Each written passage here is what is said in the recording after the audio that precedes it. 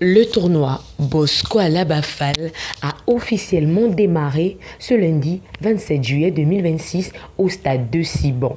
Le coup d'envoi a été donné par le parrain Bosco Alaba-Fall.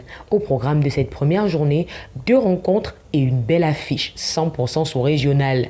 En ouverture des catégories U15, Passion Foot 241 recevait l'Académie Dieudonné du Tchad.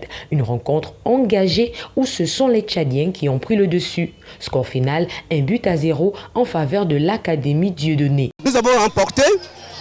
Les enfants ont donné le meilleur d'eux-mêmes. Donc, je suis dans la joie. Et c'est une félicitation à ces jeunes-là. Félicitations également aux organisateurs. Et c'est une école. Une grande initiative de M. Parfait pour l'organisation de ce tournoi. Donc tout d'abord le remercier de nous avoir invités aujourd'hui. Ce sera une première pour nous déjà sur le plan national. Donc au niveau du premier match, il y a eu déjà une grande différence au niveau de l'impact physique. Donc nos enfants ont vraiment suivi, je pense, au niveau de la morphologie et l'âge. Mais sinon, premier match, il y a encore d'autres matchs. Le but, c'est de participer déjà et de gagner les prochaines rencontres en tout cas. On ne pouvait pas marquer parce qu'ils étaient plus présents dans le physique que nous. Et sur les côtés, on n'allait pas vite. Mais sinon, le prochain match, on va se rattraper pour gagner. Deuxième match de la journée, cette fois les U17. Même adversaire, l'Académie Dieudonné du Tchad, mais scénario inverse. Face à eux, le CMS du Gabon.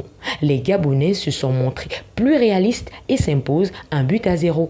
Victoire certes, mais bon, c'est un moment assez difficile parce que les enfants n'ont pas assimilé ce qu'on demande.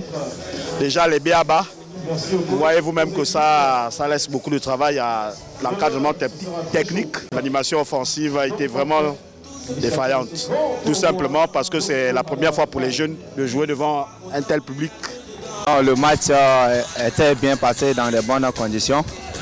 Pour le moment, c'est nouveau pour nous.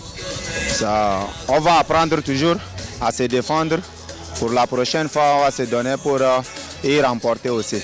Le tournoi Bosco Alaba-Fall tient donc toutes ses promesses avec du jeu, de l'engagement et déjà des talents à suivre. Rendez-vous demain pour la suite des hostilités au stade de Siban.